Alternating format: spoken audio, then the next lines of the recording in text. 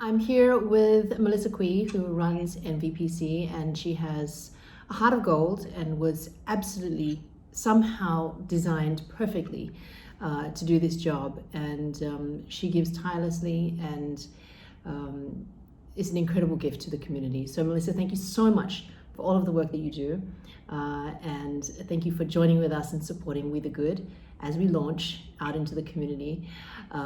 So can you give us a little bit of an overview of what you're seeing from your perspective of the current situation in Singapore with COVID, short, medium, and long term? I think the best way to think about understanding what's going on with just all the masses of information that's just kind of hitting all of us, every day on all these different channels is to kind of think about it in terms of four phases.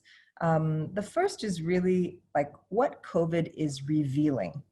And I think what COVID is revealing for us are a lot of the cracks that might have been invisible to most of us before that are now just becoming bigger and bigger and more apparent gaps, and so whether that's with people who are really living more on the edge, who don't have like a very secure financial stream, or people who are not connected digitally, who now just feel totally isolated, in this time of circuit breaker. I think obviously in the context of COVID, the biggest gap that we're also seeing too is really just the conditions, that are foreign workers, or now a lot of people are calling them guest workers, just realizing that they're the guests and we're the hosts, so how could we have really been, what kinds of hosts, I guess, have we been in that context? And also the interconnectedness of everything too. We tend to just operate in our own little worlds. We do our own thing. We have our own, kind of friends and news and things like that we interact with. And I think that what We the Good is trying to do is also bridge some of those gaps. People who have chronic illnesses, who have a caregiver, who usually gets to take that person perhaps to a senior activities center during the day. Well, there's no option for that anymore, and now they're on 24/7. How do you cope with that? So I think that's the first thing to kind of note about COVID, that it's just revealing all these different things that were previously invisible.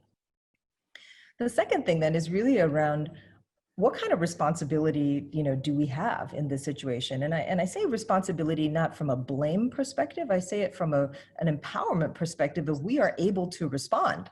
We can do something about this. And I think the question that we have to ask ourselves, there too, is what can we now not unsee? Now that I've seen these different things, what can I not unsee? And what must I do?